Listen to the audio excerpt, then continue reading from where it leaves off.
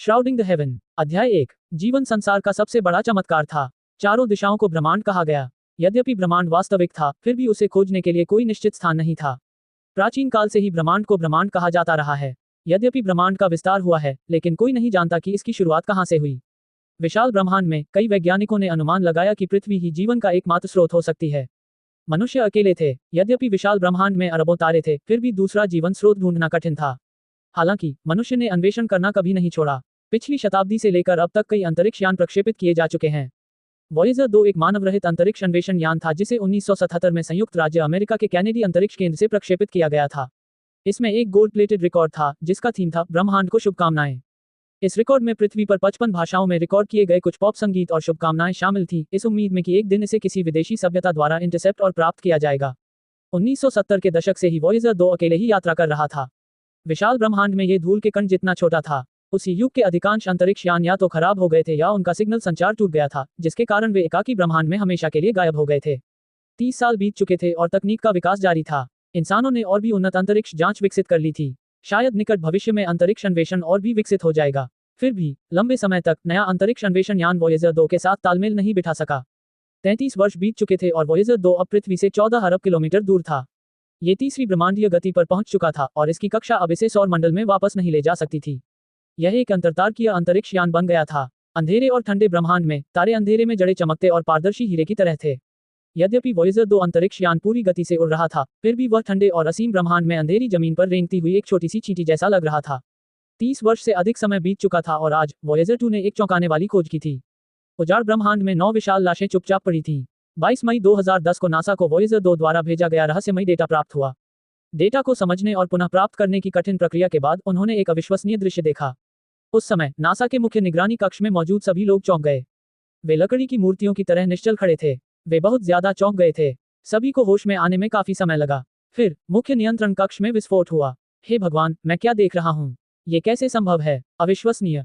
Voyager 2 को अब और निर्देशित नहीं किया जा सकता था। ये केवल अपने आप ही आगे बढ़ सकता था। रहस्यमय डेटा वापस भेजने के बाद ये तेजी से घने अंधेरे ब्रह्मांड से गुजरता हुआ और ज्यादा दूर स्थित स्टार फील्ड की ओर बढ़ गया।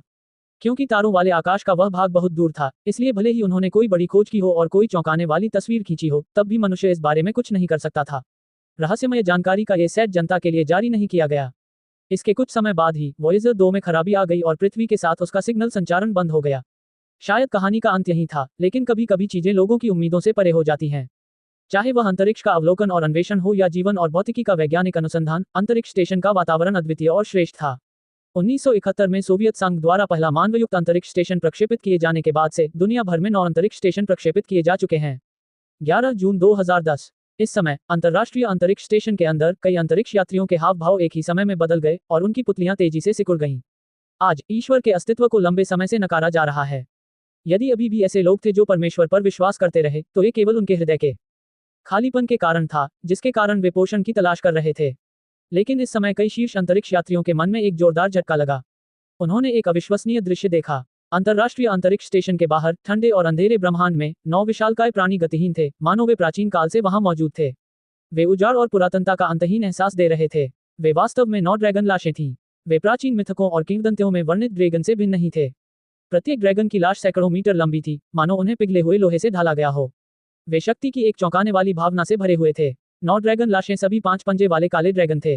ड्रैगन के सींगों के अलावा जो क्रिस्टल की तरह साफ और बैंगनी रोशनी से जगमगा रहे थे, ड्रैगन का पूरा शरीर काला था और उसके शल्क अंधेरे में रहस्यमयी चमक के साथ टिमटिमा रहे थे। ड्रैगन पौराणिक अस्तित्व जो ईश्वर के साथ साथ खड़े थे और प्रकृति के नियमों से ऊपर थे। हालांकि विज्ञान के विकास के साथ कौन अब भी विश्वास करेगा कि ड्रैगन वास्तव में अस्तित्व में थे? अंतर्राष्ट्रीय अंतरिक्ष स्टेशन में मौजूद अंतरिक्ष यात्रियों को एक जोरदार झटका लगा। उन्होंने अपने सामने जो देखा वह अविश्वसनीय था। एकाकी ब्रह्मांड में बर्फीली ड्रैगन लाशें एक अविनाशी स्टील की दीवार की तरह थीं। लाशों में निहित भयानक शक्ति को भी महसूस किया जा सकता था। हालांकि वे पहले ही अपनी जीवन शक्ति खो चुके थे और हमेशा के लिए ठंडे ब्रह्मांड में आराम कर रहे थे। वह है गहरे सदमे से कुछ चुनिंदा अंतरिक्ष यात्रियों की पुतलियां फिर सिकुड़ गईं। उन्होंने और भी ज्यादा चौंकाने वाला दृश्य देखा। 9 ड्रैगन लाशें सैकड़ों मीटर लंबी थीं और उनकी पूंछें काले लोहे की जंजीरों से बंधी हुई थीं जो एक कटोरे के मुंह जितनी मोटी थीं। वे 9 ड्रैगन लाशों के पीछे अंधेरे ब्रह्मांड से जुड़े हुए थे और वहां एक कांस्य ताबूत था जो लगभग 20 मीटर लंबा था, जो चुपचाप वहां लटका हुआ था। विशाल जंजीरों को सैकड़ों बार कठोर बनाया गया था। वे मोटी और मजबूत थीं। काली रोशनी के धब्बे इसे बेहद ठंडा दिखा रहे थे। कांसे का ताबूत सादा और अलंकृत नहीं था। उस पर कुछ धुंधले प्राचीन पैटर्न थे और यह समय के उतार चढ़ाव से भरा हुआ था। यह अज्ञात था कि यह ब्रह्मांड में कितने सालों से तैर रहा था। 9 ड्रैगन ताबूत खींच रहे हैं। इस अंधेरे और ठंडे ब्रह्मांड में 9 ड्रैगन लाशें और कांस्य ताबूत मोटी काली लोहे की जंजीरों से जुड़े हुए थे। यह एक बेहद चौंकाने वाला दृश्य था। अविश्वसनीय निगरानी छवि को देखकर कुछ क्षण के लिए असमंजस में रहने के बाद कुछ विशिष्ट अंतरिक्ष यात्रियों ने तुरंत संकट संकेत भेजा। पृथ्वी को बुला रहा हूं। अध्याय 2। प्राचीन काल के लोग वसंत और शरद ऋतु में 100 साल तक जीवित रहते थे, लेकिन उनकी गतिविधियों में कमी नहीं आई। ये फैन ने पीले सम्राट के आंतरिक कैनन को बंद कर दिया और सादे प्रश्न अध्याय में दर्ज प्राचीन काल से मोहित हो गया। प्राचीन काल के बारे में कोई विस्तृत और सटीक लिखित अभिलेख नहीं थे। आधुनिक लोगों के लिए यह अंतहीन कोहरे से भरा एक प्राचीन इतिहास था, जिसके कारण लोग स्वप्न में खो जाते थे। ठंडी हवा चल रही थी और आंगन में छत्र के पेड़ धीरे धीरे हिल रहे थे। हरी भरी शाखाओं और पत्तियों से सरसराहट की आवाज आ रही थी और खिड़की के बाहर से ताजी हवा अंदर आ रही थी। ये फान को अजीब किताबें पढ़ना बहुत पसंद था। उसने हल्की हरी चाय का एक कप बनाया और अपने हाथ में प्राचीन किताब पढ़ना जारी रखा। मनुष्य 100 वर्ष तक जीवित रह सकते हैं, लेकिन उनकी गतिविधियों में वृद्धावस्था के लक्षण नहीं दिखते। प्राचीन काल, ये कैसा रहस्यमय प्राचीन इतिहास है। एक आधुनिक व्यक्ति होने के नाते स्वाभाविक रूप से वह सादे प्रश्न अध्याय में दर्ज प्राचीन काल में विश्वास नहीं करते थे। वह इस बात को लेकर उत्सुक था कि जिस प्राचीन युग की प्राचीन लोग कामना करते थे, उसका उल्लेख कई प्राचीन पुस्तकों में स्पष्ट रूप से क्यों किया गया था।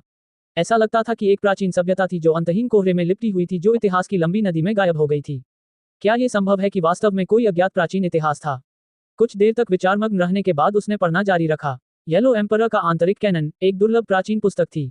ये हजारों साल पहले लिखी गई थी और चीन की 3 महान प्राचीन पुस्तकों में से एक थी। हालांकि पूरी किताब पर पूरी तरह से भरोसा नहीं किया जा सकता था, लेकिन ये कहा जा सकता है कि यह बेहद मूल्यवान थी।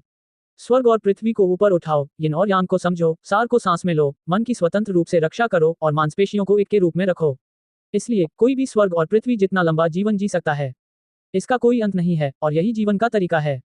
सादे प्रश्नों के अध्याय में कई बार उल्लेख किया गया है कि प्राचीन समय में ऐसे लोग थे जो स्वर्ग और पृथ्वी के परिवर्तनों को समझते थे, सार की खेती करते थे और हमेशा के लिए जीवित रह सकते थे। आधुनिक लोग बस इस पर विश्वास नहीं कर सकते। अनजाने में ही लाल सूरज धीरे धीरे पश्चिम में डूब गया और शाम की चमक फैल गई, जिसने खिड़की के बाहर लॉन और छत्र वृक्षों को लाल रंग की हल्की परत से रंग दिया।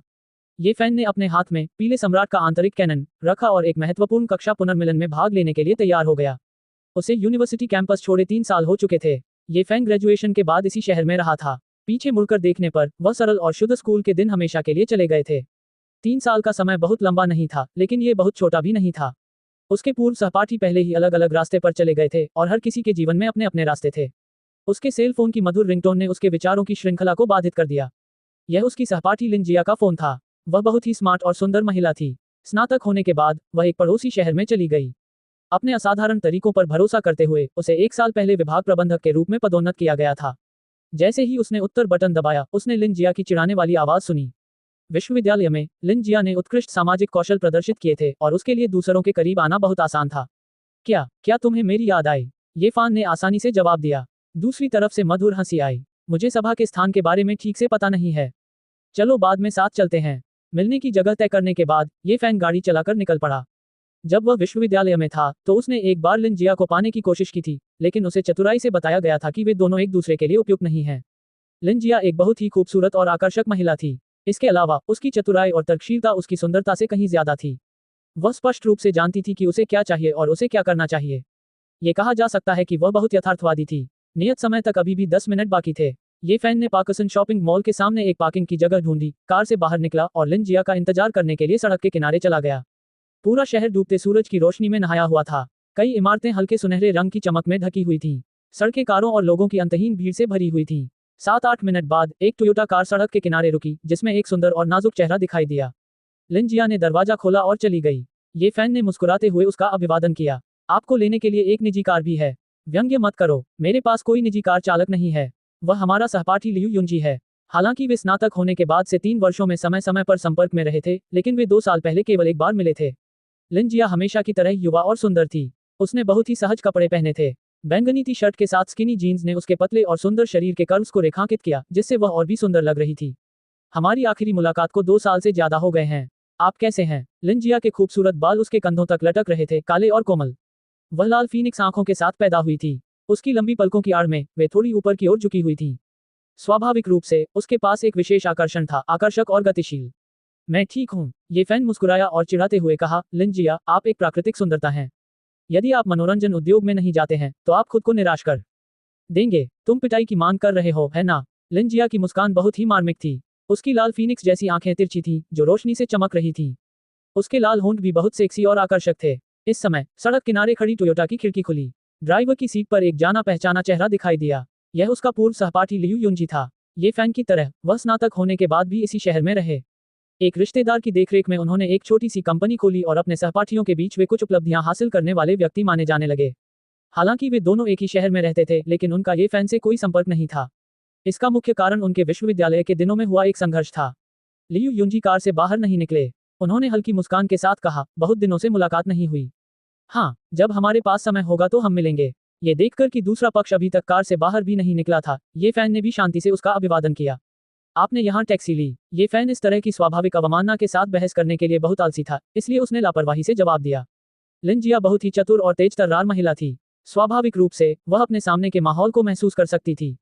उसने ये फैन को देखकर मुस्कुराते हुए कहा, इस बार मैं जल्दी में यहाँ पहुंची। मैंने अपने कई पुराने सहपाठियों को बुलाया जो इस शहर में रहते थे। चलो लियू युंजी की कार लेते हैं और साथ में चलते हैं। इससे पहले कि ये फैन कुछ कह पाता, लियू युंजी ने पहले ही थोड़ा माफी मांगते हुए बोल दिया, मुझे सच में बहुत खेद है। मैंने पहले ही 2 अन्य पुराने सहपाठियों के साथ अपॉइंटमेंट ले लिया है। ये चौराहे के ठीक आगे है, लेकिन ऐसा लगता है कि वहां पर्याप्त सीटें नहीं हैं। ठीक है, तुम पहले जाओ, मैं जल्दी ही वहां पहुंच जाऊंगा। ये फैन ने बोलना समाप्त किया और मुस्कुराते हुए लिन जिया की ओर मुड़ा। मेरे साथ आओ। या लिन जिया के हिचकिचाने पर लियू युंजी ने आग्रह किया, सुंदर लिन, आप पहले मेरी कार क्यों नहीं ले जाती? अन्यथा मुझे डर है कि मैं लोगों की लार में डूब जाऊंगी। कुछ मिनट तक सड़क के किनारे खड़ी रहने के बाद लिन जिया ने ये फैन से माफी मांगी। लियू युंजी के कहने पर वह आखिरकार टोयोटा में बैठ गई। जैसे ही कार की खिड़की खुली, ये फैन को लियू युंजी की घृणा भरी फुसफुसाहट सुनाई दी। अभी भीड़ भाड़ का समय है। अगर मैं टैक्सी का इंतजार कर पाऊं तो अजीब होगा। फिर टोयोटा तेजी से भाग गई और अपने पीछे धूल का एक निशान छोड़ गई। अतीत में ये फैन को विश्वविद्यालय परिसर में एक प्रभावशाली व्यक्ति माना जा सकता था। हालांकि आज ऐसा माना जाता है कि वह यहाँ टैक्सी से आया था। लियू युंजी की तुलना में वह स्वाभाविक रूप से कुछ हद तक निराश दिखाई दिया। लियू युंजी जैसे लोगों के मामले में उन्होंने उन्हें अनदेखा कर दिया। इसके बजाय लिन जिया के प्रदर्शन ने उन्हें आश्चर्यचकित कर दिया। हालांकि हर किसी का अपना जीवन जीने का तरीका था। आखिरकार लोगों को वास्तविकता में जीना था। स्वाभाविक रूप से उनके पास अपनी उपयोगितावाद, आत्मसम्मान, घमंड इत्यादि होंगे। इसलिए ये फैन को बहुत घृणा महसूस नहीं हुई। लाल सूरज क्षितिज के नीचे डूब चुका था। आसमान, जो खून से लाल हो गया था, धीरे धीरे काला होता जा रहा था। पूरा शहर मानो गहरे रंग के कपड़ों की मोटी परत में लिपटा हुआ था। रात का पर्दा गिरने वाला था। ठीक इसी समय 9 विशालकाय ड्रैगन लाशें एक विशाल कांस्य ताबूत को काले और बर्फीले ब्रह्मांड में खींच रही थी। ये चौंकाने वाला दृश्य समय में हमेशा के लिए जम गया लग रहा था। अंतर्राष्ट्रीय अंतरिक्ष स्टेशन पर मौजूद कई अंतरिक्ष यात्रियों ने पहले ही यह विश्वव्यापी सूचना पृथ्वी पर भेज दी थी तथा आगे के निर्देशों की प्रतीक्षा कर रहे थे। अध्याय 3। हालांकि ये फैन को अपने करियर में सफल नहीं कहा जा सकता था, लेकिन कुछ कारणों और अनुभवों के कारण अब उसके पास कुछ पूंजी थी। कुछ समय पहले उसने एक मर्सिडीज बेंज खरीदी थी। कीमत के मामले में ये लियू युंजी की टोयोटा से अधिक महंगी थी। हालांकि अगर वह अपनी स्थिति का न्याय करने के लिए इसका इस्तेमाल करता तो उसे लगता कि यह काफी अश्लील है। 10 मिनट बाद ये फैन सभा स्थल Moon on the Sea City पर पहुंचा। यह एक सुपर मनोरंजन शहर था जिसमें भोजन और अवकाश का मिश्रण था। यह एक प्रमुख स्थान पर स्थित था और आसपास का वातावरण बहुत समृद्ध था। पार्किंग स्थल में विभिन्न मध्यम और उच्च श्रेणी की कारों से कोई यह बता सकता था कि मुख्य उपभोक्ता यहाँ था। 3 साल पहले ही विश्वविद्यालय से स्नातक होने के बाद उसके अधिकांश सहपाठियों को अपने करियर में सफल नहीं कहा जा सकता था। ये फैन को लगा कि सभा के लिए इस तरह का स्थान चुनना कुछ हद तक फिजूल खर्ची थी। जब वह पार्किंग स्थल से बाहर निकला और Moon on the Sea City के सामने पहुंचा तो उसे कुछ जानी पहचानी आकृतियां दिखाई दी। वे सभी छात्र थे जो सभा में भाग लेने आए थे, जिनमें से कुछ को उसने 3 साल से नहीं देखा था। ये फैन इस समय एक नाजुक और सुसंस्कृत युवक ने उसे देखा। वह मुस्कुराता हुआ उसके पास आया और बोला, ये तुम्हारी गलती है। इस शहर के मेजबान के रूप में तुमने खुद को दिखाने में इतना समय लगा दिया। तुम्हें ही इस सभा की शुरुआत और आयोजन करना चाहिए था। इस सुसंस्कृत युवक का नाम वांग जिवेन था और वह इस सभा के आयोजकों और आरंभकर्ताओं में से एक था। वह विश्वविद्यालय में बहुत सक्रिय व्यक्ति था। ऐसा कहा जाता है कि वह पिछले 3 वर्षों से दूसरे शहर में बहुत आसानी से विकास कर रहा था और उसकी संपत्ति पहले से ही काफी अच्छी थी। बाकी लोग भी उसका स्वागत करने आए। हालांकि वे लंबे समय से एक दूसरे से नहीं मिले थे, फिर भी सभी बहुत दोस्ताना थे। ये स्पष्ट था कि वांग जिवेन यहाँ किसी का इंतजार कर रहा था। केवल 2 या 3 लोग ही थे जो उसे Moon on the Sea City के सामने स्वागत के लिए खड़ा कर सकते थे, इसलिए यह अनुमान लगाना आसान था। वांग जिवेन एक समझदार व्यक्ति था। वह यहाँ अकेले इंतजार नहीं करता रहा। इसके बजाय वह हंसता बोलता रहा और सबको साथ लेकर Moon on the Sea City में चला गया। 5वीं मंजिल पर एक छोटा सा बिजनेस सेंटर था जिसमें 30 से 50 लोग मीटिंग के लिए आ सकते थे। ये पहले से ही बुक था। इस समय बाहर का आसमान काला हो चुका था और सभा में भाग लेने आए अधिकांश छात्र आ चुके थे। इन लोगों के आते ही माहौल में चहल पहल बढ़ गई। बहुत से लोग उनका स्वागत करने आए। फिर से इकट्ठा होने पर ऐसा लगा जैसे समय बीत गया हो, जैसे जगह बेतरतीब हो गई हो। एक पल के लिए तो ऐसा लगा जैसे उनके विश्वविद्यालय के दिनों के कुछ दृश्य सामने आ गए हों। ग्रेजुएशन हुए 3 साल हो चुके थे और सभी की उम्र 25 या 26 साल हो चुकी थी। उनमें से कुछ की शादी हो चुकी थी और 2 तो माँ भी बन चुकी थी। हर किसी का अपना जीवन पथ था, लेकिन आमतौर पर देखा जाए तो ज्यादातर छात्र सामान्य लोग थे। अतीत के आदर्श और महत्वाकांक्षाएं समय के साथ इतनी चमक गई थी कि वे पूरी तरह से गायब होने वाली थी और सामान्य जीवन में वापस लौट रही थी। उनके सपने पहले से ही बहुत दूर थे और अधिकांश लोगों को स्पष्ट रूप से एहसास हो गया था कि वे सिर्फ साधारण लोग थे। ये फैन को वांग जिवेन द्वारा दूसरी तरफ लाया गया। ध्यानपूर्वक अवलोकन करने के बाद उसने महसूस किया कि यहाँ के छात्र या तो अपने करियर में सफल थे या किसी पारिवारिक पृष्ठभूमि वाले लोग थे। ये फैन, तुम इतनी देर से आए हो। मुझे तुम्हें 3 कप से दंडित करना होगा। 3 कप बहुत कम है। आप सभी ये फैन की शराब सहनशीलता को बहुत कम आंक रहे हैं। लिंजिया भी उनके बगल में बैठी थी। उसकी लाल फीनिक्स जैसी आंखें एक तरफ झुकी हुई थी। उसका फिगर लंबा और पतला था, उसके कर्व सुंदर और आकर्षक थे। कौन सी सुंदरी मुझे दंडित करना चाहती है? ये फैन ने पुरुष छात्रों को भी सुंदरियों की श्रेणी में रखा। तुम अभी अभी आए हो और तुम पहले से ही हमारा फायदा उठा रहे हो। सजा, हमें तुम्हें कड़ी सजा देनी चाहिए। पुरुषों और महिलाओं के समूह ने एकमत होकर अपने चाकुओं को तेज करना शुरू कर दिया। लियू युंजी का इस शहर में एक खास अनुभव था, इसलिए स्वाभाविक रूप से वह भी इस छोटे समूह में था। उसने सहजता से कहा, मुझे लगा कि टैक्सी का इंतजार करते हुए आपको थोड़ी देर हो जाएगी। जैसे ही ये शब्द निकले, माहौल थोड़ा अजीब हो गया। वहां मौजूद हर कोई जानता था कि लियू युंजी और ये फैन के बीच यूनिवर्सिटी के दिनों में कितनी दुश्मनी थी। अब वह इस शहर में बहुत सहजता से विकसित हो रहा था।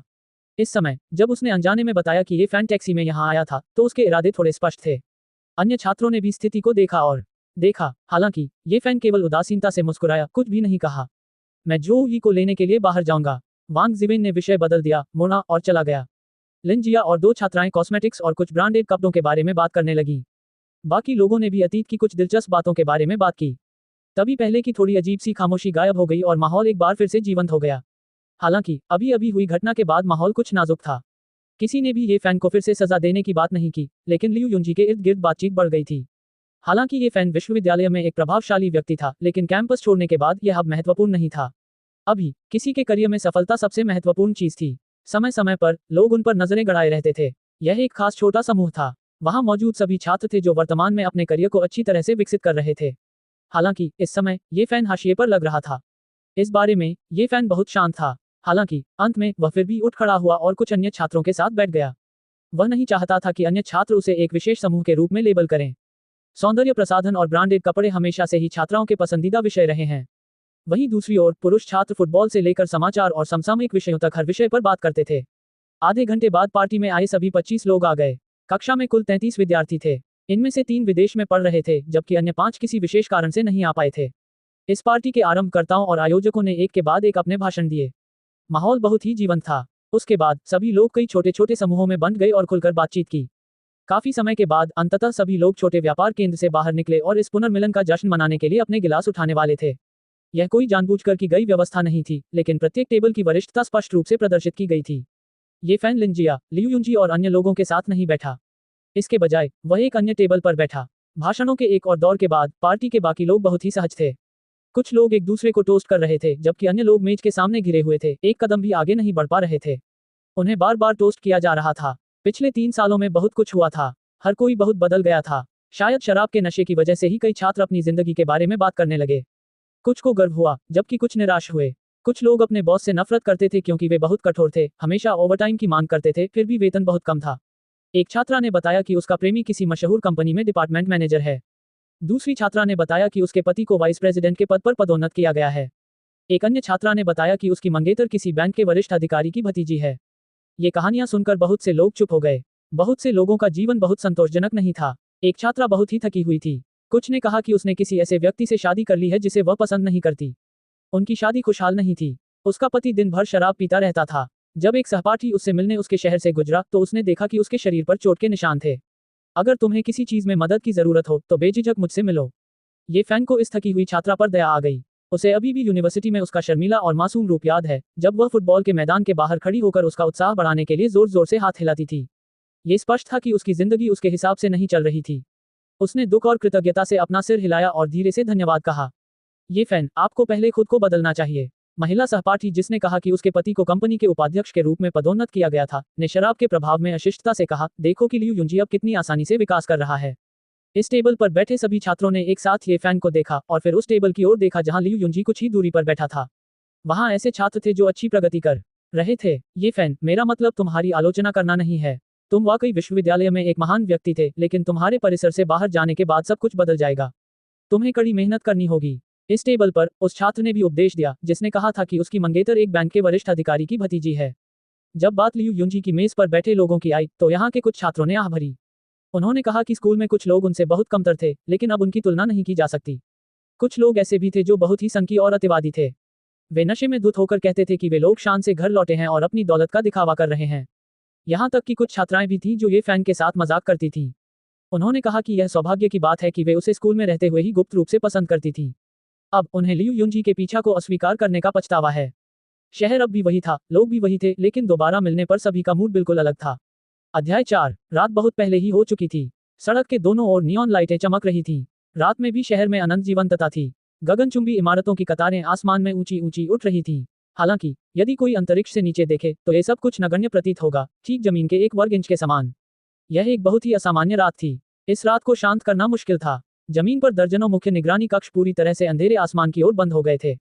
एकाकी ब्रह्मांड में 9 ड्रैगन लाशें ठंडी धातु की चमक से चमक रही थीं। उनके शरीर ताड़ के पत्तों के पंखों के आकार के काले तराजू से ढके हुए थे। ड्रैगन, एक पौराणिक अस्तित्व, दुनिया में बिल्कुल भी प्रकट नहीं होना चाहिए था, लेकिन इस समय वे वास्तव में आकाश में लेटे हुए थे। अंधेरे अंतरिक्ष से ली गई तस्वीरें बेहद रोमांचक और डराने वाली थीं। विशाल ड्रैगन सीन कांटेदार प्राचीन पेड़ों की तरह थे, शक्तिशाली और रहस्यमय। इसका शरीर एक पर्वत श्रृंखला की तरह था, मजबूत और शक्तिशाली। इसके तराजू ब्लेड की तरह थे, ठंडी रोशनी से चमक रहे थे। ये राजसी लग रहा था। 9 विशाल निर्जीव शवों का मानव संज्ञान पर बहुत बड़ा प्रभाव पड़ा। इसने लोगों के कुछ अंतर्निहित विचारों को उलट दिया। ये फैन, पिछले 3 सालों में तुम्हारा जीवन कैसा रहा है? कई लोग ये फैन के बारे में बहुत चिंतित थे और चिंता से पूछ रहे थे। कोई बात नहीं, मेरी जिंदगी बहुत साधारण रही है। पिछले 3 सालों में कुछ खास नहीं हुआ। इस समय लियू युंजी की मेज पर बैठे लोग टोस्ट करने के लिए आगे आए। उन्होंने बहुत सी बधाइयां दी। सभी ने बार बार गिलास टकराए। ये बहुत ही जीवंत था। जिन लोगों ने कहा कि वे ये फैन को दंडित करना चाहते थे, वे अकेले उसके पास नहीं आए थे। बाद में लिन जिया और वांग जिवेन एक के बाद एक आए और प्रत्येक ने ये फैन के साथ अकेले में शराब पी। बाद में बहुत से लोग नशे में धुत हो गए। फिर सभी लोग कराओके में चले गए। ऐसा लग रहा था कि गाना गाकर सभी को उनके युवा और अनुभवहीन स्कूल के दिनों की याद आ गई। कितने लोगों ने आपके युवा रूप की प्रशंसा की है? क्या आप जानते हैं कि समय के निर्मम परिवर्तनों को कौन सहन करने को तैयार है? कितने लोग आपके साथ आए और चले गए? क्या आप जानते हैं कि मैं हमेशा आपके साथ रहूंगा? शायद ऐसा इसलिए था क्योंकि वे बहुत नशे में थे। सहपाठियों की एक जोड़ी जो अपने स्कूल के दिनों में एक दूसरे से प्यार करने लगी थी और स्नातक होने के बाद उनके पास अलग होने के अलावा कोई विकल्प नहीं था, एक दूसरे को अवाक होकर देख रहे थे। गाना गूंजने पर छात्रा ने अपना नियंत्रण खो दिया। उसकी आंखों से आंसू छलक आए और वह फूट फूट कर रोने लगी। सभी ने उसे सांत्वना देने की कोशिश की। विभिन्न कारणों से सहपाठियों में से कोई भी जोड़ा स्नातक होने के बाद एक दूसरे के साथ आगे नहीं बढ़ पाया। हालांकि उन्होंने अपने कैंपस रोमांस को सावधानीपूर्वक प्रबंधित किया था, लेकिन उनमें से किसी को भी अंत में कोई परिणाम नहीं मिला। ग्रेजुएशन का मतलब ब्रेकअप होता था। शायद यह एक अभिशाप था। हर साल कॉलेज के ग्रेजुएट्स के बीच यही त्रासदी होती थी। दुर्भाग्य से इस तरह की त्रासदी लंबे समय तक जारी रहने की संभावना थी। ये युवाओं की आवेगशीलता, रोजगार के दबाव, समाज की वर्तमान स्थिति और शायद अन्य कारकों से संबंधित था। लगभग सभी ने 3 साल पहले के गाने चुने। कुछ ने बहुत भावुक होकर गाया, जिससे सभी के मन में 3 साल पहले की यादें ताज़ा हो गईं। उनके दिमाग में अभी भी स्कूल के दिनों के दृश्य ताज़ा थे। अंत में माइक्रोफोन हॉग दिखाई दिया। नशे में धुत छात्र ने लंबे समय तक माइक्रोफोन पर कब्जा कर लिया, लेकिन उसकी आवाज वास्तव में अप्रिय थी। ये कहा जा सकता है कि आकाश गिर रहा था और पृथ्वी फट रही थी, भूत रो रहे थे और देवता चिल्ला रहे थे। सभी के कानों को नष्ट करते हुए इसने एक खुशहाल माहौल भी लाया और सभी को हंसाया। जब बहुत देर हो चुकी थी, तभी समूह ने Bright Moon over the Sea City को छोड़ा। अगले दिन भी एक कार्यक्रम था, इसलिए वे एक नजर डालने के लिए अपने अल्मा मैटर में वापस आ गए। दूर दूर से आए लगभग सभी छात्रों के लिए एक ही होटल बुक किया गया था, और जिन कुछ छात्रों के पास कारें थीं, वे उन्हें वहां भेजने के लिए जिम्मेदार थे। लिन जिया, मैं तुम्हें वापस होटल ले चलूंगा। लियू युंजी ने टोयोटा कार लिन जिया के बगल में खड़ी कर दी। कुछ अन्य छात्र टैक्सी लेना चाहते थे, लेकिन उनके बगल वाली गाड़ियों में सीटें बहुत सीमित थीं। वे लियू युंजी की कार लेने की पहल करने में बहुत शर्मिंदा थे। इस समय एक मर्सिडीज बेंज सड़क के किनारे रुकी। ये फैन कार से उतरा और थकी हुई महिला सहपाठी के पास गया। मैं तुम्हें वापस ले जाऊंगा। ये फैन को इस महिला सहपाठी से सहानुभूति थी। कॉलेज में वह एक खुशमिजाज और सरल लड़की थी जो फुटबॉल के मैदान के बाहर अपनी सहपाठियों का उत्साहवर्धन करना पसंद करती थी। कभी कभी वह शर्म से उन्हें मिनरल वाटर की कुछ बोतलें भी दे देती थी। लेकिन अब जब जीवन उसके हिसाब से नहीं चल रहा था, तो वह बहुत उदास लग रही थी। उसका चेहरा पीला पड़ गया था और उसका रंग बहुत खराब था।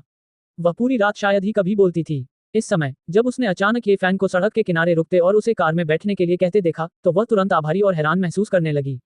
पूरी रात उसे किसी ने ध्यान नहीं दिया था और इस समय उसे आसपास के छात्रों द्वारा घूरे जाने की आदत नहीं थी।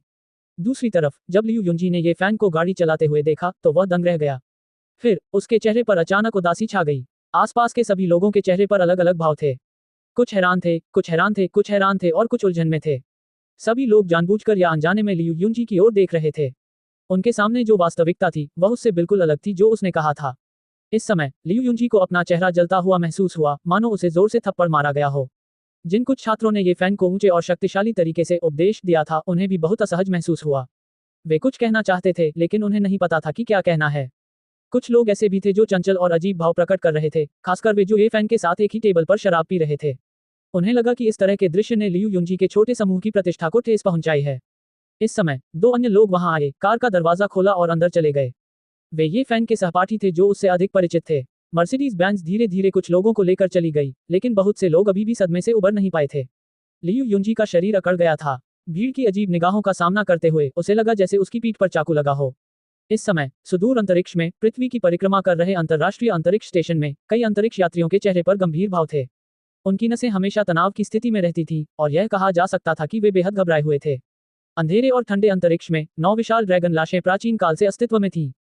लोहे की जंजीरें एक कटोरे के मुंह जितनी मोटी थी जो आकाश में फैली हुई थी, एक विशाल कांस्य ताबूत से जुड़ी हुई थी जिससे लोगों को अंतहीन उजाड़ और पुरातनता का एहसास हुआ।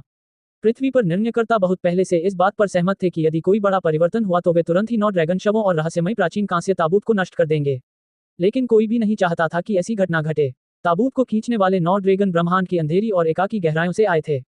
इसका मूल्य और महत्व इतना अधिक था कि इसका अनुमान लगाना मुश्किल था। अचानक अंतर्राष्ट्रीय अंतरिक्ष स्टेशन के मुख्य निगरानी कक्ष ने रहस्यमय संकेतों का एक समूह पकड़ा।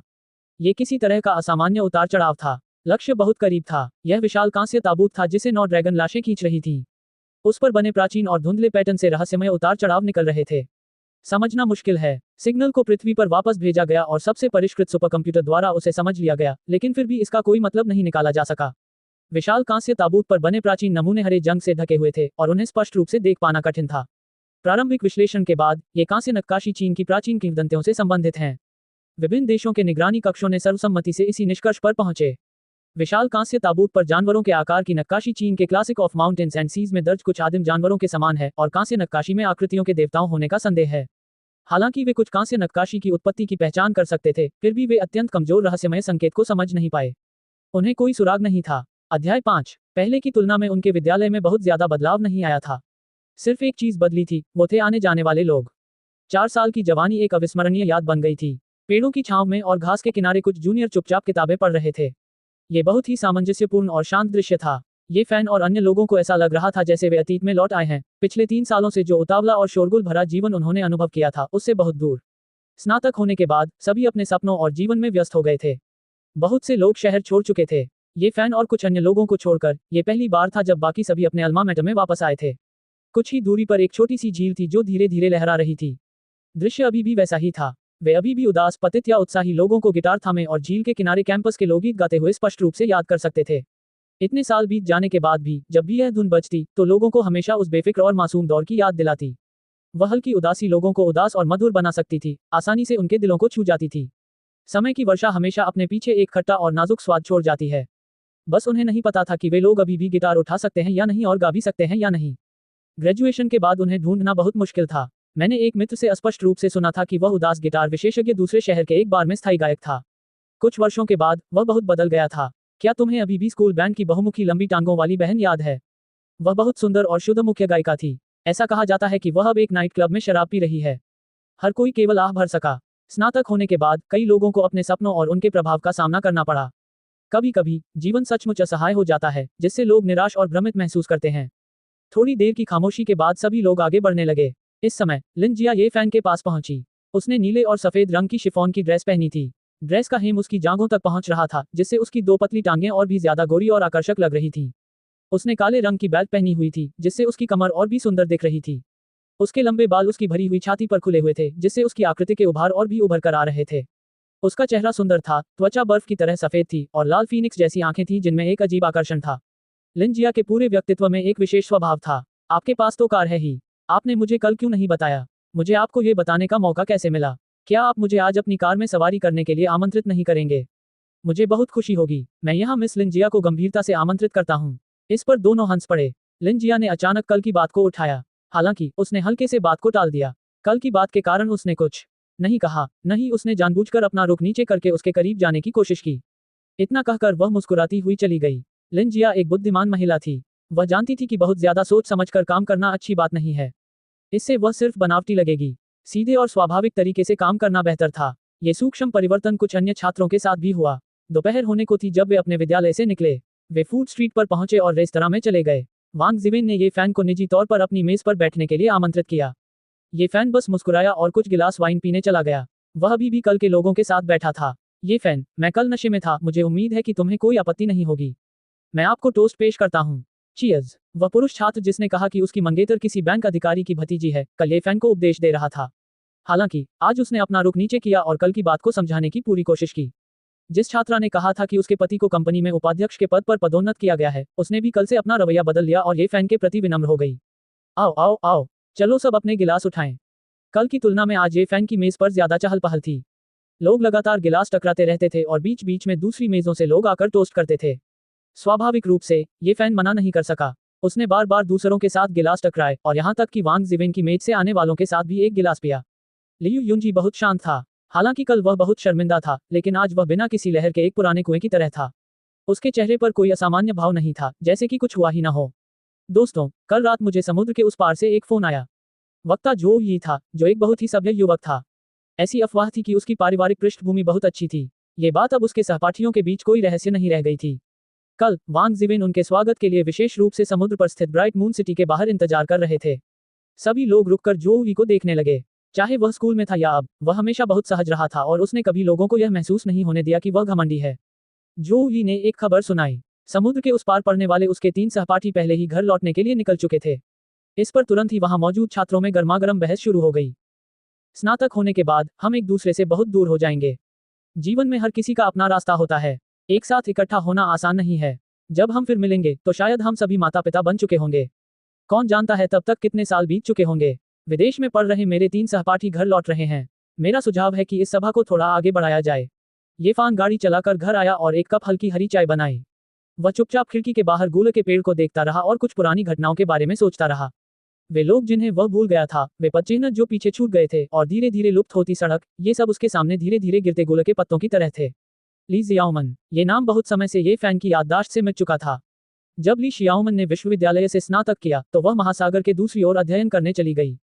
पहले कुछ महीनों में दोनों अभी भी बहुत करीब थे, लेकिन जैसे जैसे समय बीतता गया, उनके बीच ईमेल और फोन कॉल धीरे धीरे कम हो गए और अंततः उन्होंने पूरी तरह से संपर्क तोड़ दिया। ये कहने के बजाय कि उन्होंने सागर के पार एक दूसरे को देखा, ये कहना बेहतर होगा कि वे सागर के पार एक दूसरे को भूल गए थे। एक रिश्ता जिसे उसके दोस्त पसंद नहीं करते थे, उम्मीद के मुताबिक खत्म हो गया। आज उसे जो ली से पता चला कि ली शियाओमन घर लौटने वाला था। जब ये फैन ने पहली बार नाम सुना तो ये थोड़ा अपरिचित था। पीछे मुड़कर देखें तो पहले से ही 2 साल से अधिक समय हो चुका था। माउंट ताई के दौरे के लिए सभा का समय बढ़ा दिया गया था। सारा खर्च वांग जिवेन, जोवी और अन्य लोगों ने उठाया। आम लोगों के लिए यह एक भारी खर्च हो सकता है, लेकिन उनके लिए ये कुछ भी नहीं था। 3 दिन बाद ये फैन ने एक बार फिर माउंट ताई के तल पर उस परिचित आकृति को देखा। 3 साल बीत चुके थे और ली जियाओमन अभी भी सुंदर था और उसमें ज्यादा बदलाव नहीं आया था। वह 170 सेंटीमीटर लंबी थी और उसने धूप का चश्मा पहना हुआ था। उसके लंबे काले बाल हवा में लहरा रहे थे और वह पतली और सुंदर दिख रही थी। वह साधारण कपड़े पहने हुए थी। उसने घुटनों से ऊपर तक की शॉर्ट्स पहनी हुई थी। उसकी खूबसूरत टांगें गोरी और पतली थी और उसने एक टी शर्ट पहनी हुई थी जिस पर एक कार्टून छपा हुआ था। ली शियाओमन निस्संदेह बहुत सुंदर थी। उसकी त्वचा गोरी और नाजुक थी और उसकी आंखें लंबी पलकों के साथ बड़ी थी। वह बहुत जीवंत दिखती थी। वह दिखावटी नहीं थी, लेकिन वह बहुत आत्मविश्वासी थी। वह अपने आसपास के छात्रों से शांति से बात कर रही थी। वह स्पष्ट रूप से ध्यान का केंद्र बन गई थी, लेकिन उसने लोगों को अपनेपन का एहसास भी कराया। ली शियाओमन के बगल में एक लंबा युवक था। परिचय के अनुसार वह अमेरिका से उसका सहपाठी था। एशियाई लोगों के नर्म और चिकने चेहरों की तुलना में उसका चेहरा एक विशिष्ट पश्चिमी चेहरा था। ये बहुत त्रिआयामी था, जिसमें ऊंची नाक का पुल, थोड़ी धंसी हुई नीली आंखें और थोड़े घुंघराले सुनहरे बाल थे। पश्चिमी लोगों की नजर में वह बहुत सुंदर था। नमस्ते, मैं कैड हूँ। मैं माउंट ताई के लिए तरस रहा था। मैं आखिरकार इसे देख सकता हूँ। यद्यपि कैड नाम का यह अमेरिकी युवक बहुत धारा प्रवाह नहीं था, फिर भी वह अपनी बात स्पष्ट रूप से कहने में सक्षम था। उसके सामने विदेश से पढ़ाई करके लौटे अन्य 2 छात्र काफी देर से उत्साही लोगों से घिरे हुए थे और उनसे महासागर के दूसरी ओर उनके जीवन और पढ़ाई के बारे में पूछा जा रहा था। 3 साल बाद ये फैन ने ली शियाओमन को फिर से देखा। ऐसा लगा जैसे समय बदल गया है और समय बीत गया है। दोनों शांत थे और एक दूसरे का विनम्रता से अभिवादन कर रहे थे। लंबे समय से अलग रहने के बाद कोई खुशी नहीं थी, केवल शांति थी और उदासीनता का एक संकेत भी था। वे ज्यादा कुछ नहीं बोलते थे और धीरे से एक दूसरे को टाल देते थे। कुछ बातें कहने की जरूरत नहीं होती थी। इसका एक नतीजा ये होता था कि चुप्पी छा जाती थी। अध्याय 6। उस जगह पर जहां सन्नाटा और अंधेरा एक साथ मौजूद था, 9 विशालकाय ड्रैगन की लाशें अस्त व्यस्त पड़ी थीं। कांस्य ताबूत सादा और अलंकृत था, फिर भी भव्य था, मानो वह समय की शुरुआत से ही ब्रह्मांड के साथ मौजूद था। कई दिन बीत गए, लेकिन कांस्य पैटर्न से रहस्यमय संकेत अभी भी समझ में नहीं आया था। इसे बचाने और सतह पर लाने का कोई विश्वसनीय तरीका नहीं था। ये ले जाया गया, कक्षा से भटक गया, डूब रहा है। इस समय अंतर्राष्ट्रीय अंतरिक्ष स्टेशन में कुछ विशिष्ट अंतरिक्ष यात्रियों की पुतलियां तेजी से सिकुड़ रही थीं। नॉर्ड्रैगन द्वारा खींचा गया ताबूत अपनी कक्षा से भटक गया था और धीरे धीरे नीचे उतर रहा था।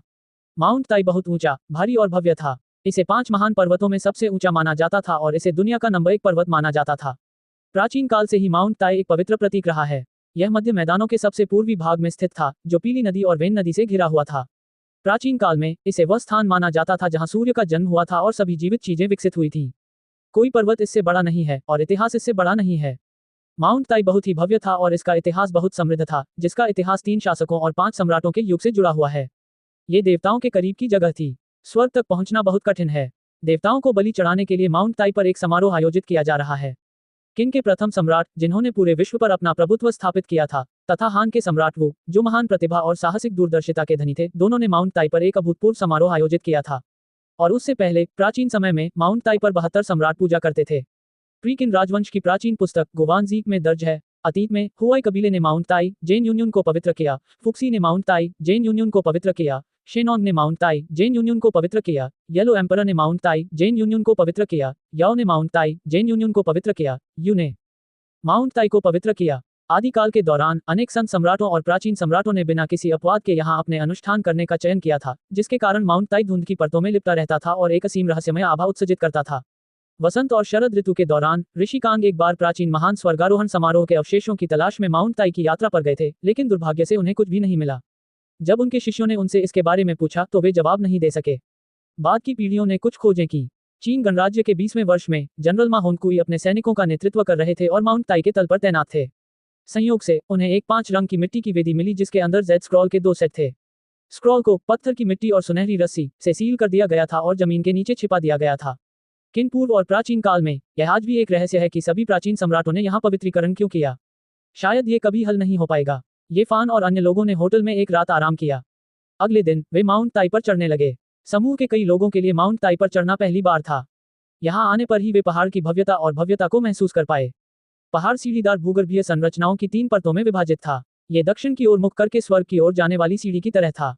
पूरा पहाड़ खुला था और स्वर्ग तक जाने वाला 10 किलोमीटर लंबा रास्ता विशाल पहाड़ की चोटी तक जाता था। चाहे दूर से देखें या पास से, कोई भी उस राजसी आभा को महसूस कर सकता था जो उसके दिल को झकझोर देती थी। राजसी माउंट ताई के सामने किसी को एक अजीब भ्रम होता था कि वह एक चींटी जितना छोटा है। यहाँ तक कि आकाश में सूर्य, चंद्रमा और तारे भी महत्वहीन लगते थे। यह एक चौंकाने वाला एहसास था जो आत्मा को कांपने पर मजबूर कर देता था।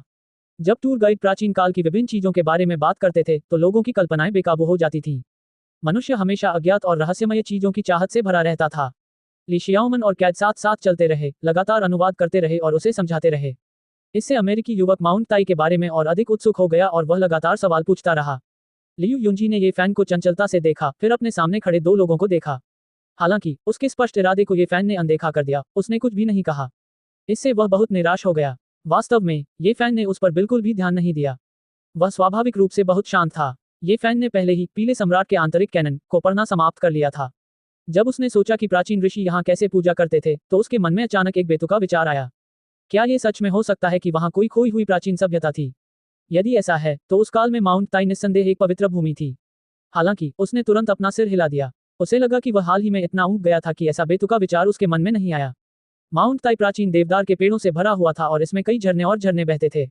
इसकी भव्यता में आध्यात्मिकता की कोई कमी नहीं थी। धुंधले बादलों के साथ मिलकर इसने स्वाभाविक रूप से रहस्य और गहनता का एक सा हिस्सा जोड़ दिया। जैसे जैसे वे ऊपर चढ़ते गए, रास्ते में कई दिलचस्प और ऐतिहासिक जगहें देखने को मिली। चट्टानों पर बनी मीनारें बेहद खूबसूरत थीं।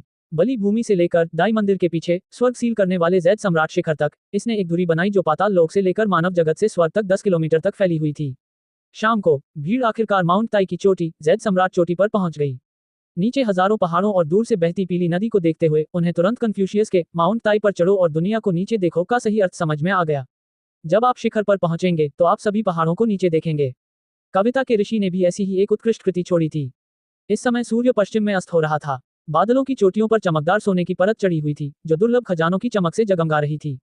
इतना सुंदर दृश्य देखकर मदहोश हुए बिना नहीं रहा जा सकता। अचानक आसमान में कुछ काले धब्बे दिखाई दिए। वे धीरे धीरे बड़े होते गए और हवा और गड़गड़ाहट की आवाज सुनाई देने लगी। आसमान से 9 विशालकाय पिंड 9 लंबी काली नदियों की तरह नीचे उतरे। इस समय माउंट ताई पर मौजूद हर कोई इतना हैरान था कि उनके चेहरे पर मुस्कान ही नहीं थी।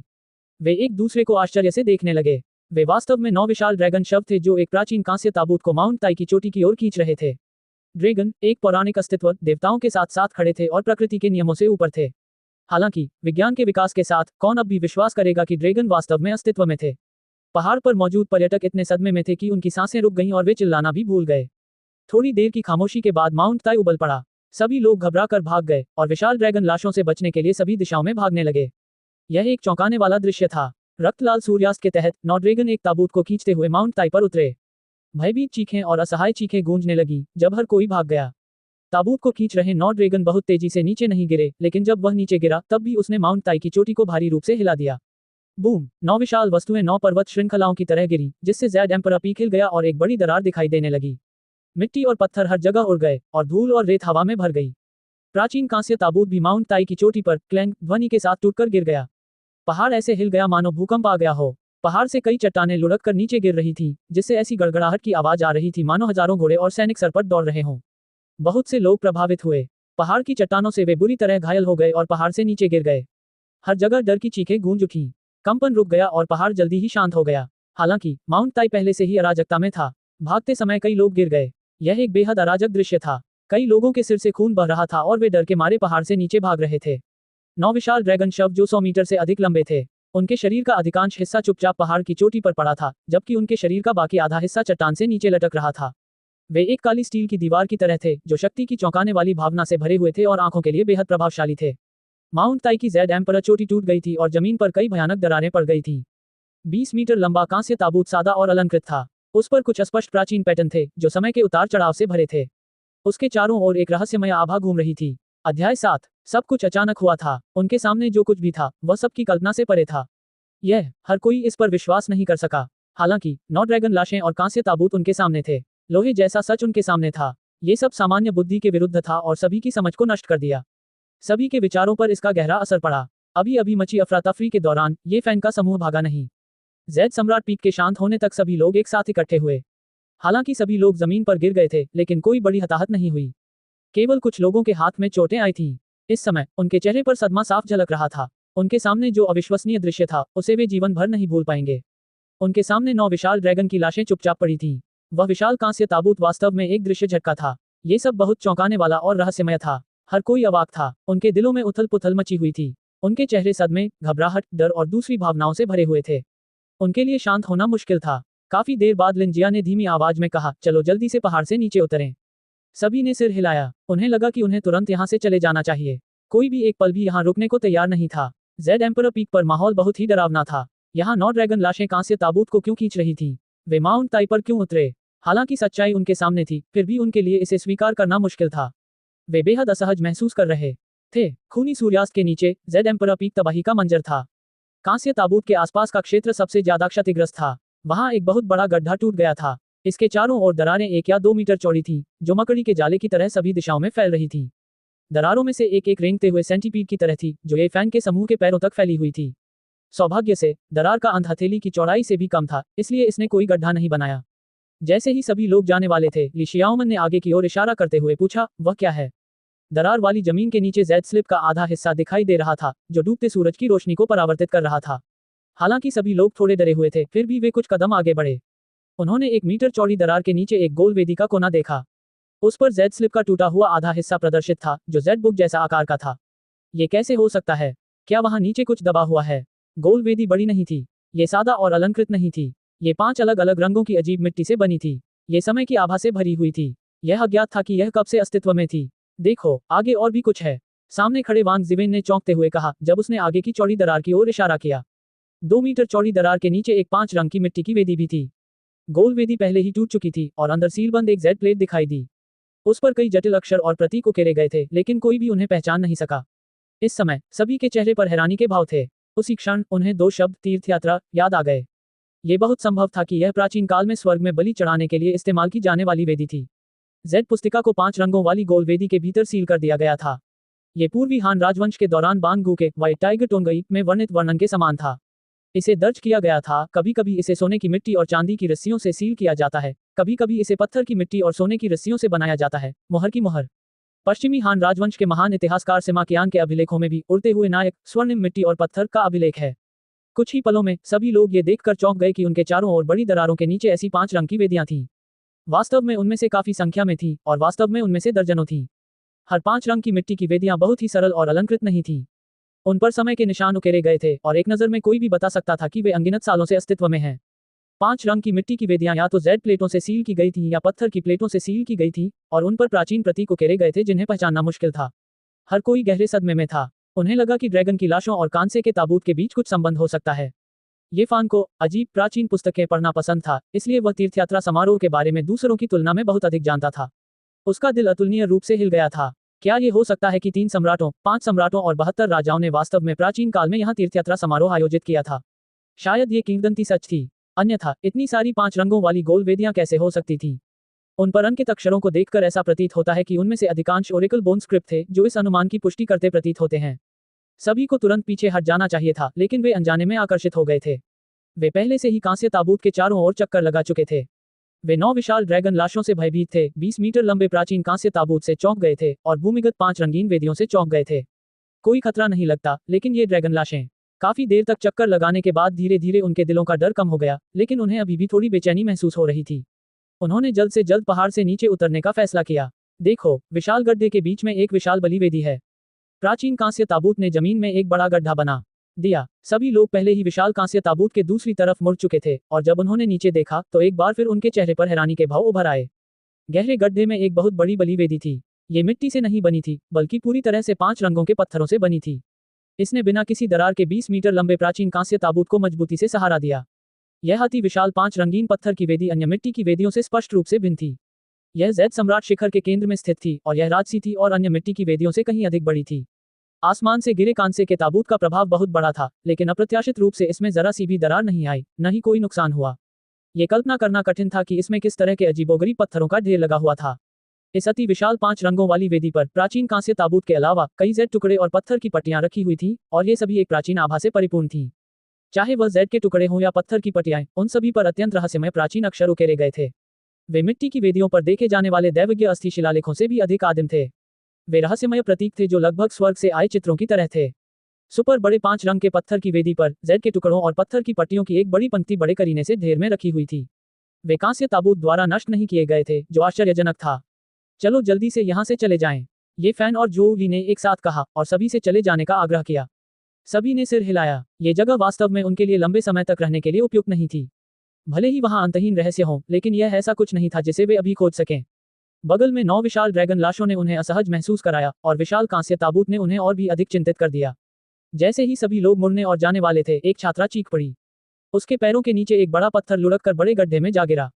वह स्थिर होकर खड़ी नहीं हो सकी और गिर पड़ी। ध्यान से, एक पुरुष छात्र ने तुरंत उसे पकड़ लिया तथा उसके पास खड़े कुछ अन्य छात्रों ने भी तुरंत उसे ऊपर खींचने में मदद की।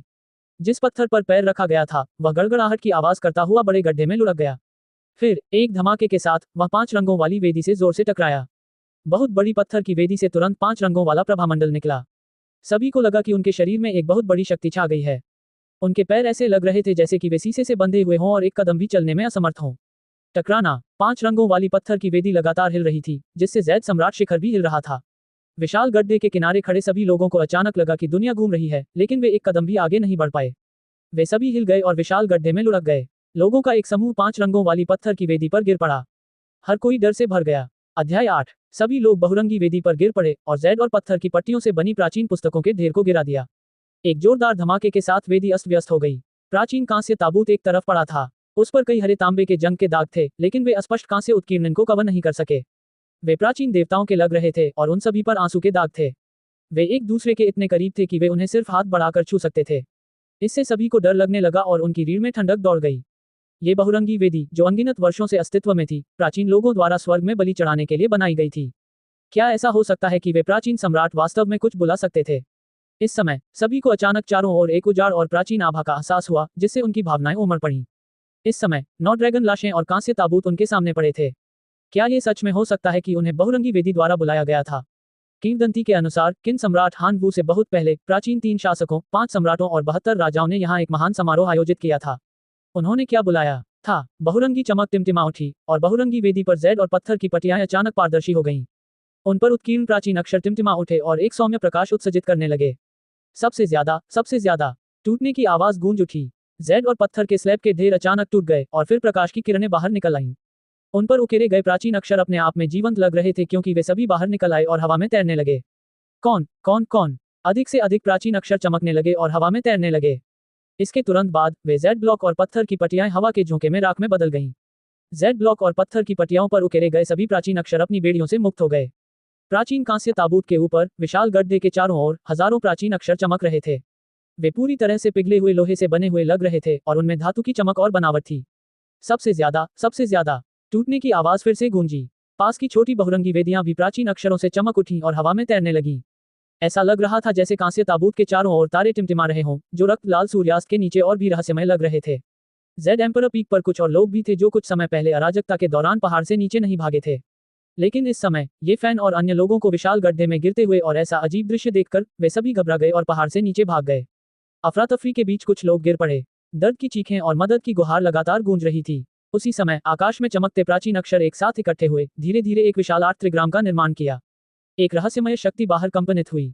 यह एक चौंकाने वाला दृश्य था। उन प्राचीन पात्रों और प्रतीकों में अविश्वसनीय शक्ति थी। एक साथ संघनित होने के बाद वे एक विशाल 8 त्रिग्राम में प्रकट हुए, कांस्य प्राचीन ताबूत और 9 ड्रैगन लाशों को ढकते हुए। इसमें धातु का घनत्व और बनावट थी, जैसे कि इसे परिष्कृत सोने के सार से गढ़ा गया हो। मैं ये जगह छोड़ना चाहता हूँ, गड्ढे में से कोई चिल्लाया। मेरा शरीर हिल नहीं सकता। सभी को हिलना डुलना मुश्किल हो गया।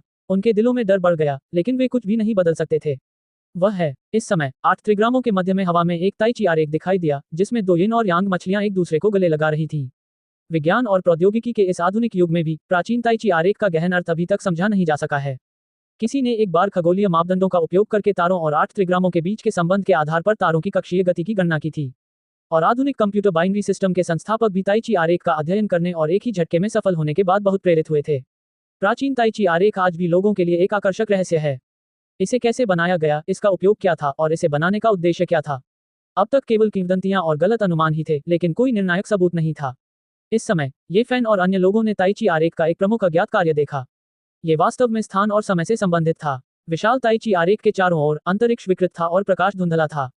कियान, कुन, जुन, दुई, जेन, ली और कान के संगत 8 त्रिग्राम प्रतीक एक के बाद एक प्रकाश उत्सर्जित कर रहे थे, जैसे रहस्यमय और प्राचीन कोडों का एक समूह चमक रहा हो। ताई ची आरेख में 2 यिन और यांग मछलियां 2 अजीब दरवाजों की तरह थीं।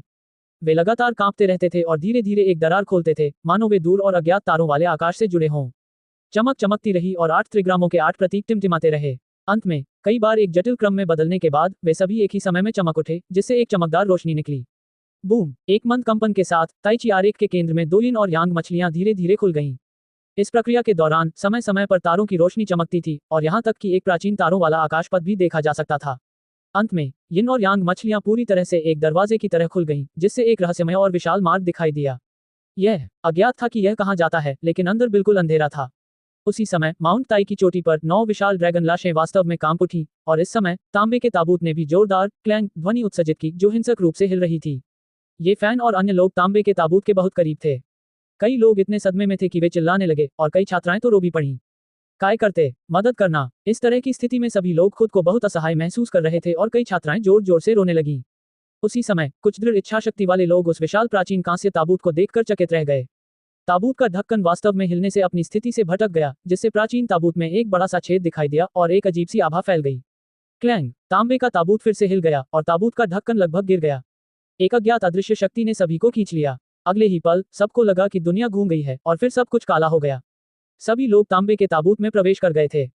मदद करना। कुछ लोग तो डर के मारे रोने लगे और रोने लगे। टकराना। चट्टान पर लटकी 9 विशाल ड्रैगन लाशें हिल रही थीं। उसी समय प्राचीन कांस्य ताबूत के ढक्कन ने जोर से आवाज की और फिर पूरी तरह से अपनी मूल स्थिति में लौट आया। फिर 9 ड्रैगन लाशें जो पहाड़ों की तरह थीं, आसमान में उड़ गईं। हालांकि उनमें अभी भी जीवन के कोई लक्षण नहीं दिखे। उन्होंने कांस्य ताबूत को खींचा और धीरे धीरे ताइजी के 8 ट्रिग्राम द्वारा निर्मित अंधेरे और रहस्यमय मार्ग में प्रवेश किया। बूम! पूरा माउंट ताई हिंसक रूप से हिल गया, मानो आकाश ढहने वाला हो। जेड एम्परर पीक पर एक 5 रंग की दिव्य रोशनी आसमान में चमकी, जिसने स्वर्ग और पृथ्वी को जोड़ दिया। फिर जिस क्षण रक्त लाल सूर्यास्त गायब हो गया, माउंट ताई की चोटी भी एक पल में मंद हो गई। आकाश में विशाल ताइची आरेख पूरी तरह से बंद हो गया और धीरे धीरे गायब हो गया। ताबूत को खींचने वाले 9 ड्रैगन बिना किसी निशान के गायब हो गए। 5 रंगों वाली वेदी पर रखे सभी जेड के टुकड़े और पत्थर की पटियाएं राख में बदल गईं। हल्की हवा चली और राख हवा के साथ बिखर गई। रक्त लाल सूर्यास्त के नीचे जो कुछ भी हुआ, वह दुनिया के हर कोने में फैलने वाले कोलाहल का कारण बनने वाला था। माउंट ताई अनिवार्य रूप से दुनिया का केंद्र बन जाएगा, लेकिन इन सब का ये फैन और अन्य लोगों से कोई लेना देना नहीं था। प्राचीन कांस्य ताबूत के अंदर का भाग एकदम काला था और हवा में बर्फीली ठंडक फैली हुई थी। कुछ छात्राएं टूटने की कगार पर थीं। उनके दिल बेबसी और डर से भरे हुए थे, लेकिन वे जोर से रोने की हिम्मत नहीं कर पा रही थीं। वे सभी अपनी भावनाओं और आवाजों को दबा रही थीं और चुपचाप रो रही थीं। हमें क्या करना चाहिए? हमें कौन बचा सकता है? क्या हम सचमुच कांस्य ताबूत के अंदर हैं? ऐसा क्यों है? क्या बाहर निकलने का कोई रास्ता है? लोग लगातार अपने फोन पर डायल कर रहे थे, लेकिन वे संपर्क नहीं कर पा रहे थे। वे बाहरी दुनिया से संपर्क नहीं कर पा रहे थे और यह और भी भयावह था। सब लोग डरो मत। हालांकि हम अभी बाहरी दुनिया से संपर्क नहीं कर सकते, लेकिन माउंट ताई पर ऐसी चौंकाने वाली घटना हुई है। बाहरी दुनिया को सबसे पहले इसके बारे में पता चलेगा। मुझे विश्वास है कि बचाव दल जल्द ही पहुंच जाएगा। जो भी बहुत शांत दिखाई दिया। उसके शब्दों ने सभी को थोड़ा और सहज महसूस कराया। जो भी सही है। सभी लोग घबराएं नहीं। हमें शांत रहना चाहिए। मुझे विश्वास है कि हम सुरक्षित रहेंगे। वांग जिवेन की आवाज भी बहुत शांत थी और उसके शब्दों ने सभी की भावनाओं को शांत कर दिया। ये सही है। सभी लोग घबराएं नहीं। ये पहले ही हो चुका है। हम चाहे जितना भी डरें, ये बेकार है। सबसे महत्वपूर्ण बात यह है कि बचने का कोई रास्ता ढूंढना है। हालांकि लिंजिया एक महिला थी, लेकिन वह इस समय बहुत शांत थी। वह घबराई नहीं। ये फान कुछ नहीं बोला। वह चुपचाप बैठा रहा। ताइची आरेख द्वारा निर्मित अंधकार में और रहस्यमय मार्ग समय समय पर उसके सामने प्रकट होता रहा। क्या इस समय वह अभी भी जेड सम्राट शिखर पर था? उसे इस बात का बुरा एहसास हुआ। मोबाइल फोन की कमजोर रोशनी की मदद से वह कई डरे हुए चेहरे देख सकता था। उनमें से कई पीले पड़ गए थे और कुछ तो कांप भी रहे थे। ली जियाओमन कुछ ही दूरी पर थी। वह अपने घुटनों को गले लगाकर बैठी थी। हालांकि उसका चेहरा थोड़ा पीला था, लेकिन वह बहुत शांत दिख रही थी। उसके बगल में कैड नाम का एक अमेरिकी युवक बैठा था। वे दोनों धीमी आवाज में अंग्रेजी में बात कर रहे थे। लियू युंजी के हाथ इतने कसकर बंद थे कि उसकी उंगलियां सफेद हो गई थीं। वह स्पष्ट रूप से बहुत घबराया हुआ था, लेकिन उसने डर का कोई लक्षण नहीं दिखाया।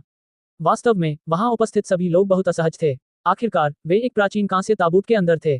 क्या सभी लोग कांस्य ताबूत में गिर गए हैं? आइए उपस्थित लोगों की संख्या की पुष्टि करें। 1, 2, 3, 28, 29, 30।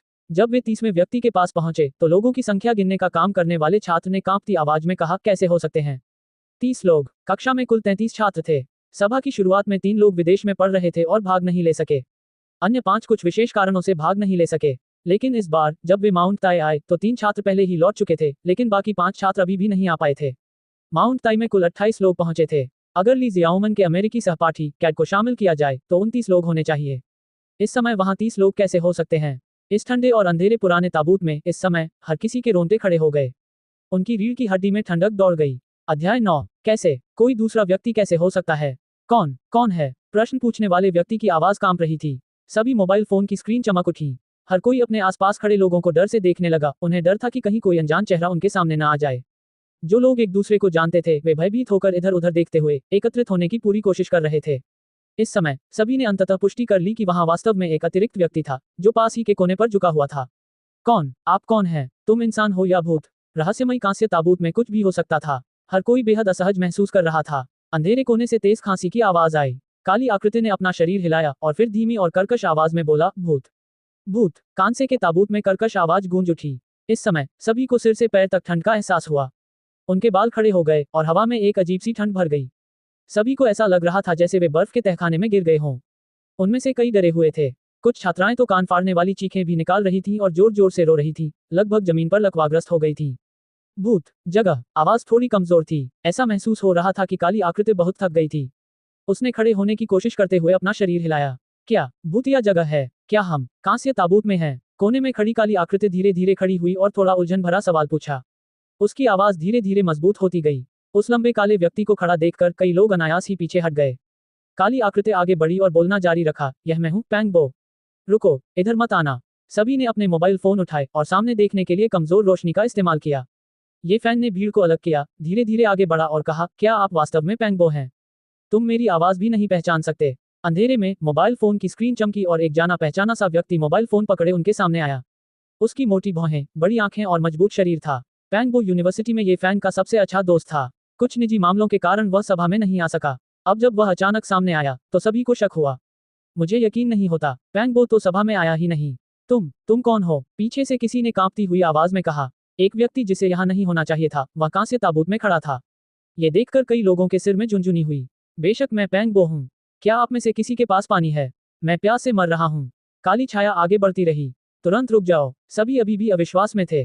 पैंग बो के पास रुकने के अलावा कोई विकल्प नहीं था। अपनी पहचान साबित करने के लिए उसने अपनी यूनिवर्सिटी के दिनों की कई बातें बताते हुए अपनी बात समझाने की पूरी कोशिश की। मुझे विश्वास है कि वह पैंग बो है, ये फैंग ने दृढ़ स्वर में कहा। फिर वह पैंग बो के पास गया। उन दोनों ने एक दूसरे को बहुत दिनों से नहीं देखा था। ऐसी परिस्थितियों में भी उन्होंने एक दूसरे को कसकर गले लगाया। पहले तो घर में कुछ समस्याओं के कारण मैं समय पर सभा में उपस्थित नहीं हो सका। बाद में मैंने सुना कि सभी लोग माउंट ताई आ रहे हैं। अपने पारिवारिक मामलों से निपटने के बाद मैं स्वाभाविक रूप से यहाँ आ गया। उद्धरण चिन्ह। पैंग बो ने ये फैन द्वारा दी गई मिनरल वाटर की बोतल ली और उसमें से कुछ घूंट पिया।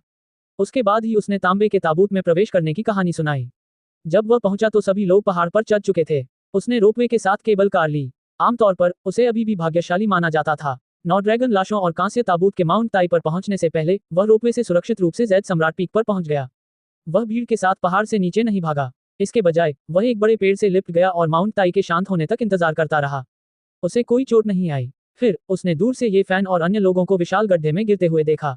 जब वह दौड़कर गया तो उसने हवा में चमकते हुए प्राचीन अक्षर देखे। वह विशाल गड्ढे के बाहर स्थिर हो गया, एक कदम भी हिलने में असमर्थ। जब तक कांसे का ताबूत हिल नहीं गया और ढक्कन अपनी जगह से हट नहीं गया, वह भीड़ के पीछे चला गया और ताबूत में समा गया। शायद ऐसा इसलिए था क्योंकि वह इंद्रधनुष वेदी के बाहर था, लेकिन जब पैंग बो कांस्य ताबूत में गिरा तो वह तुरंत बेहोश हो गया। अब जाकर धीरे धीरे सभी के मन से संदेह दूर हुए। उनके तनावग्रस्त हृदय अंततः शिथिल हुए। हमें खुद को बचाने का कोई रास्ता खोजना होगा। इस कांस्य ताबूत में होने से मुझे बेचैनी महसूस होती है। मुझे बुरा लग रहा है। ली जियाओमन का चेहरा थोड़ा पीला पड़ गया था। उसकी खूबसूरत आंखें कांस्य ताबूत की गहरी काली गहराई को घूर रही थीं। अन्य महिला छात्रों की तुलना में वह और लिन जिया दोनों बहुत शांत थीं। ये सुनकर कई लोगों की रीढ़ में ठंडक दौड़ गई। सभी लोग एक साथ रहें, अलग न हो, जोवी ने सुझाव दिया। सभी लोग एक साथ इकट्ठे हो गए और अपने मोबाइल फोन की कमजोर रोशनी का उपयोग करके अपने आसपास के वातावरण का निरीक्षण करने लगे। वे कांसे के ताबूत के किनारे पर चिपके रहे। उन्हें धुंधली कांस्य नक्काशी दिखाई दे रही थी। वहां एक क्रूर 9 सिर वाला दिव्य पक्षी अपने पंख फैलाकर ऊंची उड़ान भर रहा था।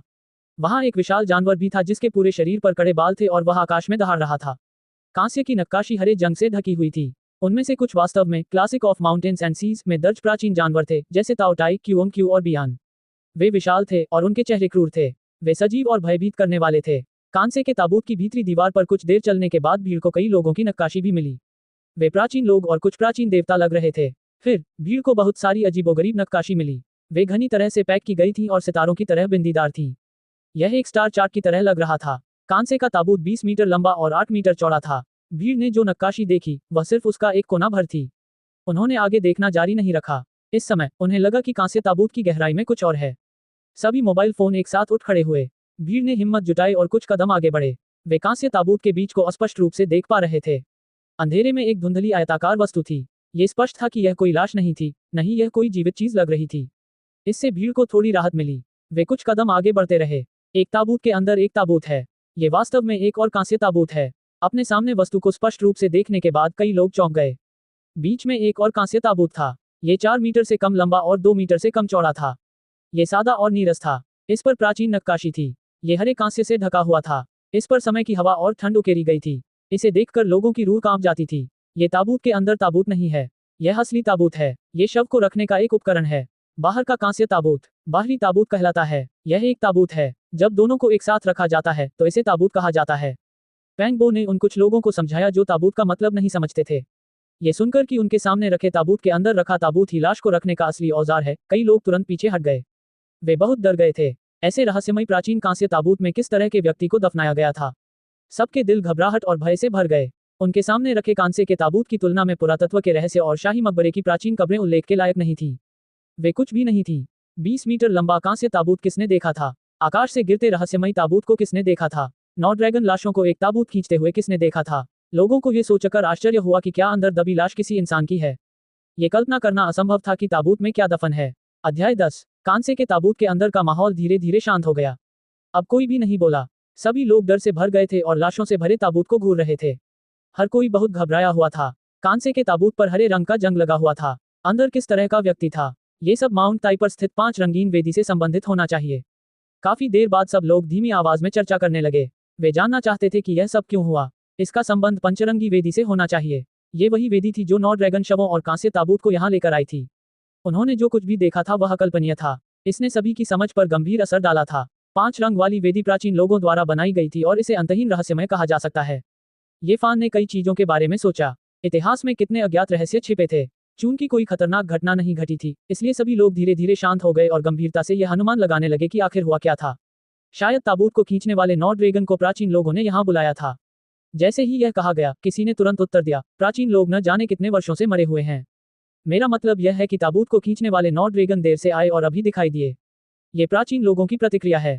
जब एक छात्रा ने ये कहा तो सभी चौंक गए। प्राचीन लोगों की पुकार, 9 ड्रैगन और ताबूत, एक प्रतिक्रिया जो हजारों सालों तक फैली हुई थी। ये थोड़ा अविश्वसनीय था। सच्चाई क्या है? हमारे पास जानने का कोई तरीका नहीं है। सब कुछ सिर्फ अटकलें हैं।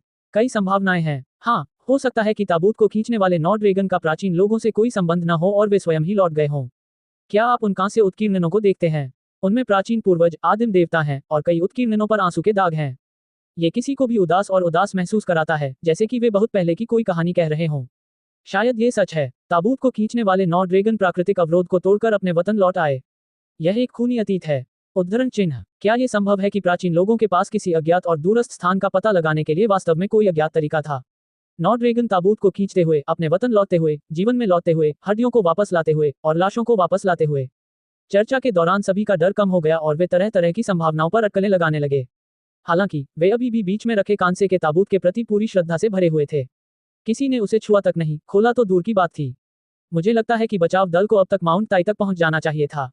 शायद वे ज्यादा दूर नहीं होंगे। उम्मीद है कि कोई अप्रत्याशित घटना नहीं घटेगी और हमें यथाशीघ्र बचा लिया जाएगा। किसी के पास उस प्राचीन ताबूत से भागने का कोई रास्ता नहीं था।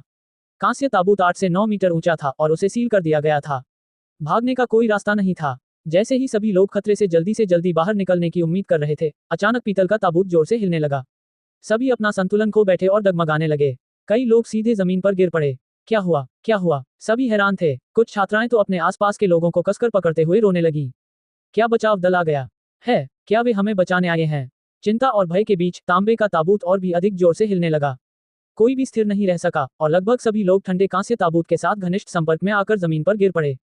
टकराना, फिर एक जोरदार झटका आया, मानो कोई विमान बहुत ऊंचाई पर ठंडे बादलों के बीच से गुजर रहा हो, जिससे बर्फ की एक मोटी परत बन गई हो जो लगातार हिल रही हो। धमाका। आखिरी जोरदार झटका बिजली की गड़गड़ाहट की तरह था, मानो वह सभी ठोस चीजों को चकनाचूर कर देना चाहता हो। कोई भी साफ तौर पर महसूस कर सकता था कि कांस्य ताबूत के साथ एक बड़ी टक्कर हुई थी। हालांकि ये वही क्षण था जब काले कांस्य ताबूत के अंदर की कांस्य नक्काशी से हल्की रोशनी निकलने लगी, जिसने अकल्पनीय प्रभाव को तुरंत ही रोक दिया। सब हैरान थे। अभी तो उन्हें साफ साफ लग रहा था कि धरती आसमान उलटने वाले हैं, लेकिन पलक झपकते ही सब कुछ शांत हो गया। उन्हें अजीब सा भ्रम हुआ। नहीं, अभी तो सचमुच बहुत भयानक प्रभाव हुआ था। यह अचानक क्यों रुक गया? यह कोई भ्रम नहीं था। कांस्य ताबूत में वास्तव में जोरदार टक्कर हुई थी और वह कई बार पलटा था। हालांकि हम पर इसका कोई असर नहीं हुआ। इस समय सभी लोग ये देखकर चौंक गए कि ताबूत की बगल की दीवार पर कांस्य ताबूत लटका हुआ था। ये वहां मजबूती से टिका हुआ था और नीचे नहीं गिरा। कांस्य ताबूत पहले ही पलट चुका है। शव को रखने वाला छोटा ताबूत बड़े ताबूत के निचले हिस्से में मजबूती से रखा गया होगा और उसे हिलाना मुश्किल होगा। इसलिए ताबूत के पलटने और झुकने के बाद ऐसा लग रहा था कि वह बगल की दीवार पर लटका हुआ है। कोई कल्पना कर सकता है कि अभी जो हुआ वह कितना भयानक था, लेकिन कांस्य नक्काशी से निकलने वाली हल्की रोशनी ने इसे बेअसर कर दिया। यह अकल्पनीय था। प्रकाश, बाहर से प्रकाश, ली जियाओमन ने कहा। सभी ने अपना सिर घुमाया और उस दिशा में देखा जिस ओर ली जियाओमन देख रहा था। उनके सामने वास्तव में एक हल्की रोशनी चमक रही थी। कांस्य ताबूत पलट गया और ताबूत का ढक्कन झुक गया, जिससे एक छेद खुल गया। अब हम खतरे से बाहर हैं। कांस्य के ताबूत का ढक्कन अपनी मूल स्थिति से भटक गया था और अंतर इतना बड़ा था कि 2 लोग एक साथ बाहर निकल सकते थे। हालांकि बाहर बहुत अंधेरा था, इसलिए कांस्य के ताबूत में चमकने वाली रोशनी स्पष्ट नहीं थी। सभी लोग खुशी से चिल्ला उठे और आगे की ओर भागे। इस घने अंधेरे और भयावह स्थान से भागना चाहते थे। वे एक सेकंड भी और नहीं रुकना चाहते थे। हालांकि जब सभी लोग कांस्य ताबूत से बाहर निकले तो वे सभी मिट्टी की मूर्तियों की तरह अचंभित थे। जमीन खून से लथपथ लग रही थी। ये लाल भूरे रंग की, ठंडी और सुनसान थी। उनकी आंखों में एक विशाल और उजाड़ विस्तार दिखाई दिया। जमीन पर कुछ बड़े बड़े पत्थर बिखरे हुए थे और जहां तक नजर जाती थी वे कब्र के पत्थरों जैसे दिखते थे। इस दुनिया में रोशनी मंद थी और यह धुंधली थी। यह एक बेजान शाम की तरह थी और चारों ओर एक हल्का काला कोहरा छाया हुआ था। हर कोई अचंभित था। ये जगह माउंट ताई की चोटी नहीं हो सकती। लाल भूरे रंग की जमीन जहां तक नजर जाती थी, दूर दूर तक फैली हुई थी और मौत जैसी शांति थी। वहां जीवन का एक भी संकेत नहीं था। यह ऐसी जगह नहीं थी जिसके बारे में वे बिल्कुल भी जानते हों। उन्होंने इसे पहले कभी नहीं देखा था और उन्होंने इसके बारे में कभी नहीं सुना था। ये पूरी तरह से अजीब और रहस्यमय जगह थी। ये कहाँ है? क्या हम माउंट ताई से निकल चुके हैं? बोलने वाले व्यक्ति की आवाज कांप रही थी। बचाव दल ने हमें एक निर्जन क्षेत्र में अलग थलग कर दिया है। क्या उन्हें डर है कि नौ ड्रैगन लाशें खतरे में पड़ जाएंगी?